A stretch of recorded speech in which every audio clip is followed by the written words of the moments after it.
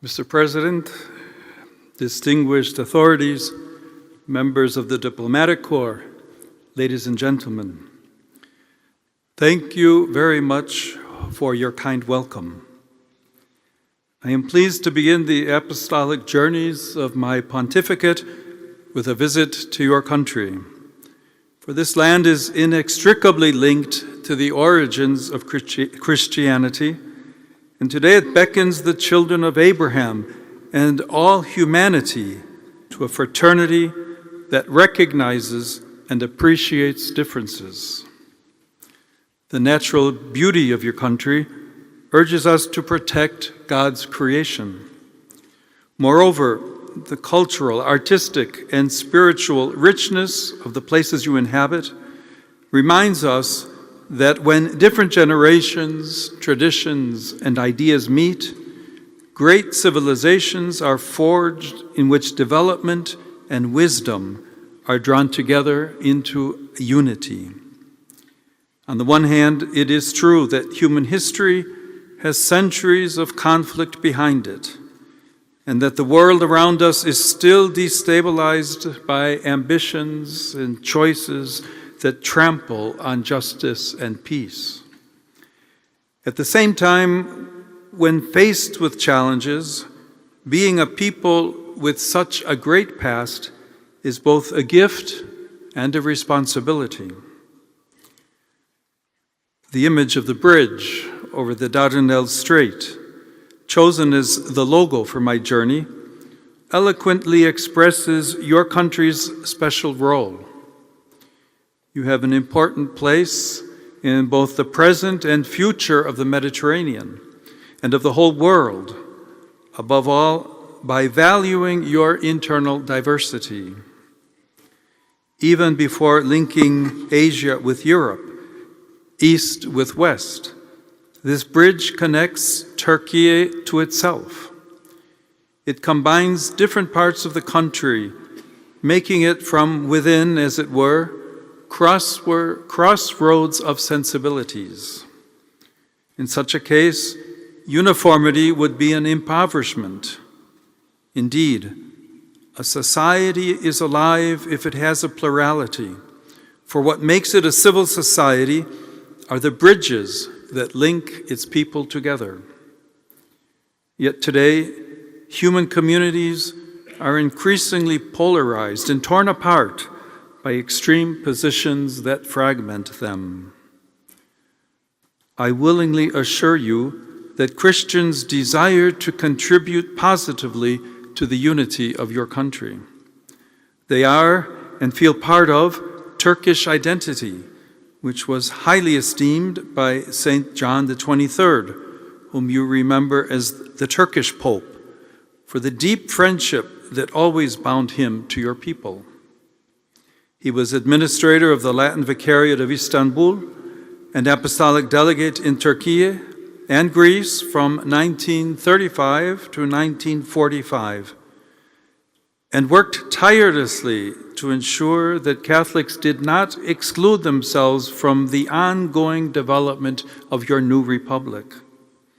He wrote during those years that here in this nation, quote, "We Latin Catholics of Istanbul and Catholics of other rites, Armenian, Greek, Chaldean, Syrian, etc., are a modest minority living on the surface of a vast world with which we have only limited contact.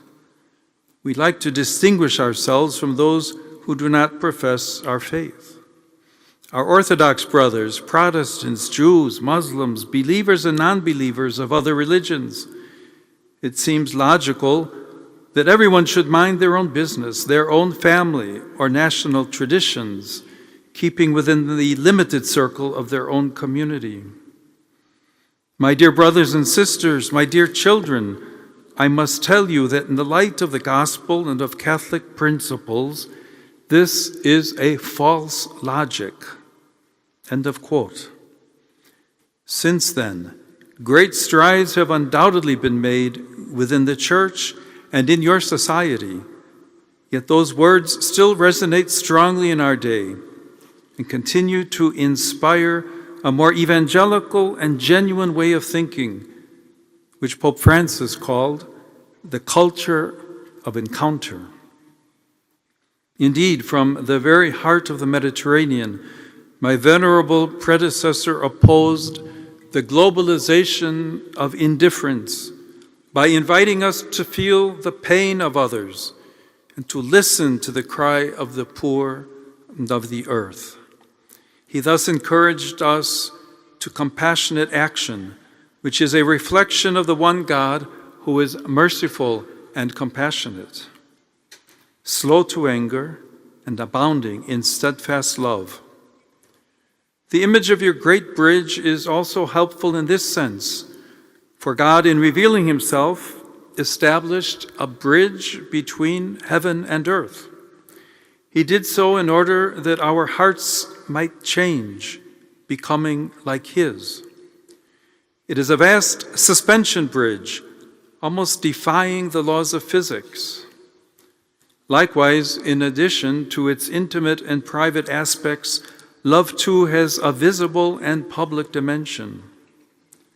Furthermore, justice and mercy challenge the mentality of might is right, and dare to ask that compassion and solidarity be considered as the authentic criteria for development. For this reason, in a society like the one here in Turkey, where religion plays a visible role, it is essential to honor the dignity and freedom of all God's children, both men and women, fellow nationals and foreigners, poor and rich. We are all children of God, and this has personal, social, and political implications. Those with hearts docile to the will of God always promote the common good and respect for all. Today, this is a great challenge, which must reshape local policies and international relations, especially in the face of technological developments that could otherwise exacerbate injustice instead of helping to overcome it. Even artificial intelligence simply reproduces our own preferences and accelerates processes that on closer inspection are not the work of machines, but of humanity itself. Let us work together, therefore, to change the trajectory of development and repair the damage already done to the unity of our human family. Ladies and gentlemen, I just mentioned the human family. This metaphor invites us to establish a connection, once again, a bridge between our common destiny and the experiences of each individual. Indeed, for each one of us, the family was the first nucleus of social life, in which we learned that without the other, there is no I. More so than in other countries, the family retains great importance in Turkish culture, and there is no shortage of initiatives to support its centrality. Indeed, attitudes essential for civil coexistence, plus the initial and fundamental sensitivity to the common good, mature precisely within the family. Of course, every family can also close in on itself, cultivate hostility, or prevent some of its members from expressing themselves to the point of hindering the development of their talents. Nevertheless, people do not obtain greater opportunities or happiness from an individualistic culture, nor by showing contempt for marriage or shunning openness to life. Moreover, consumerist economies are deceptive in that loneliness becomes a business. We should respond to this with a culture that appreciates affection and personal connection. For it is only together that we can become our authentic selves. Only through love does our inner life become profound and our identity strong. Those who scorn fundamental human ties and fail to learn how to bear even their limitations and fragility more easily become intolerant and incapable of interacting with our complex world. At the same time, it is within family life that the value of conjugal love and the contribution of women emerge in a very specific way. Women in particular, through their studies and active participation in professional, cultural, and political life, are increasingly placing themselves at the service of your community and its positive influence on the international scene. We must greatly value, then, the important initiatives in this regard, which support the family and the contribution that women make toward the full flowering of social life. Mr. President, may Turkey be a source of stability and rapprochement between peoples, in service of a just and lasting peace. The visits to Turkey by 4 popes, Paul VI in 1967,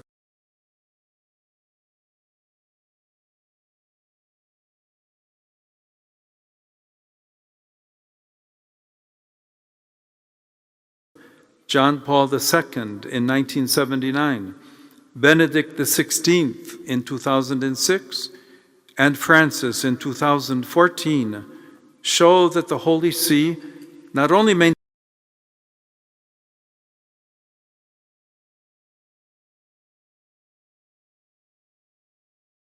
maintains good relations with the Republic of Turkey, but also desires to cooperate in building a better world with the contribution of this country, which is a bridge between East and West, between Asia and Europe, and a crossroads of cultures and religions.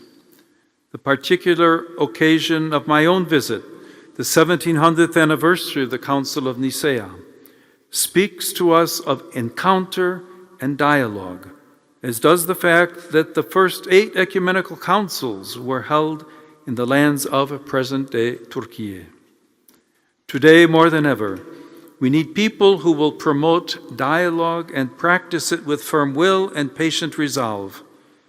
In the aftermath of the tragedies of 2 world wars, which saw the building of large international organizations, we are now experiencing a phase marked by heightened level of conflict on the global level, fueled by prevailing strategies of economic and military power.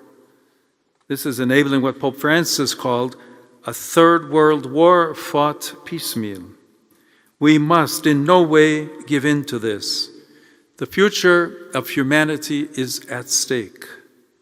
The energies and resources absorbed by this destructive dynamic are being diverted from the real challenges that the human family should instead be facing together today, namely peace, the fight against hunger and poverty, health and education, and the protection of creation. The Holy See, with only its spiritual and moral strength, wishes to cooperate with all nations that have at heart the integral development of each and every person. Let us walk together then, in truth and in friendship, humbly trusting in the help of God. Thank you.